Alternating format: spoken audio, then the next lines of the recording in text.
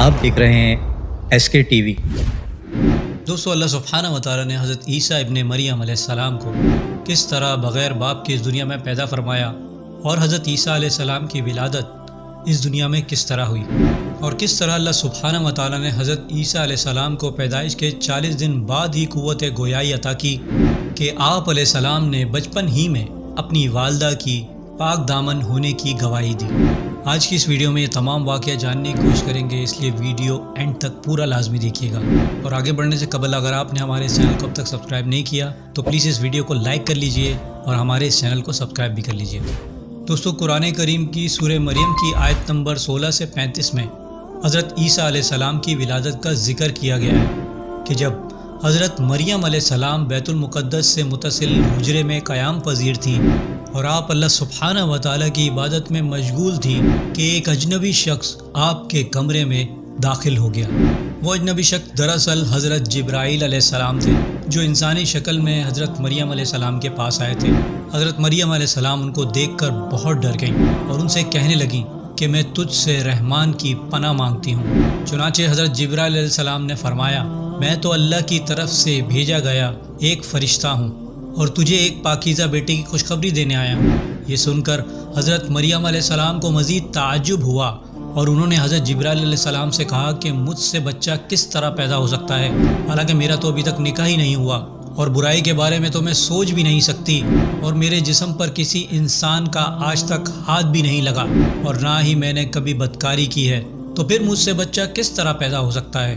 حضرت مریم علیہ السلام کی یہ بات سن کر حضرت جبرائیل علیہ السلام نے حضرت مریم علیہ السلام سے فرمایا، ہاں یہ بات بالکل سچ ہے کہ آپ کو کسی مرد نے نہیں چھوا،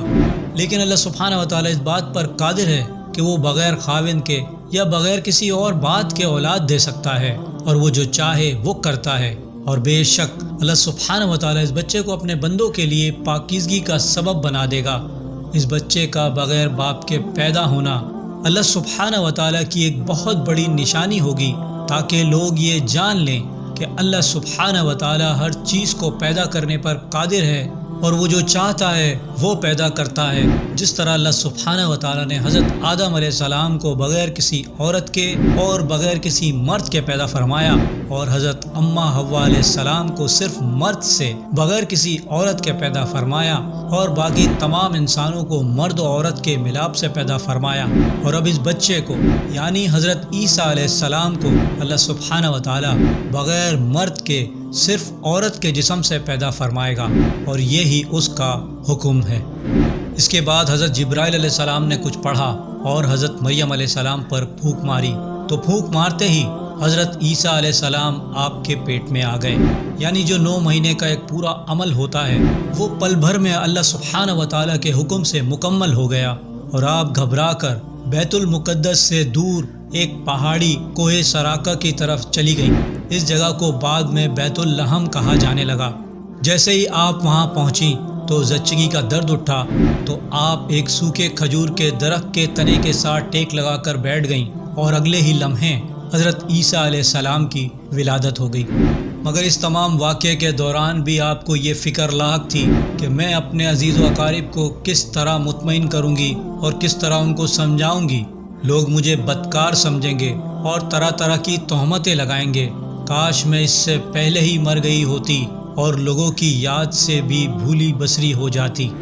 ابھی حضرت مریم علیہ السلام ان وسوسوں میں گری ہی ہوئی تھی کہ حضرت جبرائیل علیہ السلام نے وادی کے نیچے سے آواز دی، اے مریم پریشان نہ ہو، تمہارے پروردگار نے تمہارے قدموں تلے ایک چشمہ جاری کر دیا ہے، اور ذرا اس کھجور کے درخت کو ہلاؤ، دیکھو یہ تمہارے سامنے تر و تازہ کھجوریں گرا دے گا۔ اب تم اطمینان کے ساتھ یہ تازہ کھجوریں کھاؤ، چشمے کا پانی پیو، اور بچے کو دیکھ کر اپنی آنکھیں ٹھنڈی کرو، اور اگر تمہیں کوئی انسان نظر آئے تو اسے اشارے سے کہہ دینا کہ میں نے روزہ رکھا ہوا ہے، میں آج کسی سے بات نہیں کر سکتی۔ اس وقت کی شریعت میں روزے کی حالت میں کھانے پینے کے ساتھ بولنا بھی منع تھا۔ حضرت جبرائیل علیہ السلام کے اس پیغام سے حضرت مریم علیہ السلام کو اطمینان اور تسلی ہو گئی کہ اب میرا رب مجھے بدنامی اور رسوائی سے بچا لے گا۔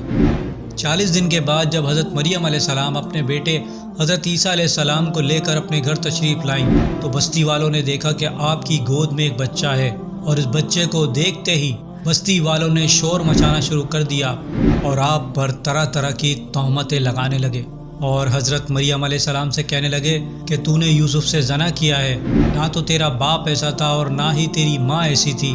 اسی طرح تمام بستی والے آپ کے گرد جمع ہو گئے اور آپ پر طرح طرح کی تہمتیں لگانے لگے اور آپ کو اذیت دینے لگے، اور آپ کے خاندان والے کہنے لگے کہ مریم اور اس کے منگیتر یوسف کو زنا کے جرم میں سزا ملنی چاہیے۔ ان بستی والوں کی باتیں سن کر حضرت مریم علیہ السلام نے بستی والوں سے کہا کہ میں نے کوئی زنا نہیں کیا اور نہ ہی میں نے کوئی بدکاری کی ہے۔ اس وقت بستی والوں نے حضرت مریم علیہ السلام سے کہا کہ تمہارے پاس کیا ثبوت ہے اور کون تمہاری پاکیزگی کی گواہی دے گا؟ اس وقت حضرت مریم علیہ السلام نے بچے کی طرف اشارہ کیا کہ یہ میری گواہی دے گا اور اللہ کے حکم سے یہ مجھے بے گناہ ثابت کرے گا۔ حضرت مریم علیہ السلام کا اتنا کہنا تھا کہ حضرت عیسیٰ علیہ السلام جو صرف 40 دن کے تھے، آپ بول اٹھے کہ میں اللہ کا بندہ ہوں اور اللہ سبحانہ و تعالی مجھے نبوت اور کتاب عطا فرمائے گا، اور اللہ سبحانہ و تعالی نے مجھے نماز اور زکوٰۃ کا پابند بنایا ہے، اور جب تک میں زندہ ہوں اپنی والدہ کا حق ادا کرتا رہوں گا، اور اللہ سبحانہ و تعالی کی سلامتی ہے مجھ پر جب میں پیدا ہوا اور جب میں مروں گا اور جب دوبارہ زندہ کر کے اٹھایا جاؤں گا، اور میں ہوں عیسیٰ ابن مریم یعنی مریم کا بیٹا۔ اس طرح ان بستی والوں نے اللہ سبحانہ و تعالیٰ کا اتنا بڑا معجزہ دیکھ کر اور اس نومولود بچے کی گفتگو سن کر ان لوگوں کو یہ یقین ہو گیا کہ حضرت بی بی مریم علیہ السلام پاک دامن ہے اور یہ بچہ اللہ سبحانہ و تعالیٰ کا ایک معجزہ ہے۔ اس واقعے کے بعد خاندان اور بنی اسرائیل کے لوگ دونوں ماں بیٹے کی بڑی عزت کرنے لگے اور انہیں خیر و برکت کا باعث سمجھنے لگے۔ دوستوں، امید کرتا ہوں میری ویڈیو سے آپ کی معلومات میں اضافہ ہوگا اور کچھ نیا جاننے کو ملا ہوگا۔ اگر میری ویڈیو آپ کو اچھی لگی ہے تو میری ویڈیو کو لائک کریں، میرے چینل کو سبسکرائب کر لیجئے اور بیل آئیکن پہ بھی کلک کر دیں۔ اب میں ملوں گا آپ کو ایک ایسی انفارمیٹیو ویڈیو کے ساتھ، تب تک کے لیے اللہ حافظ۔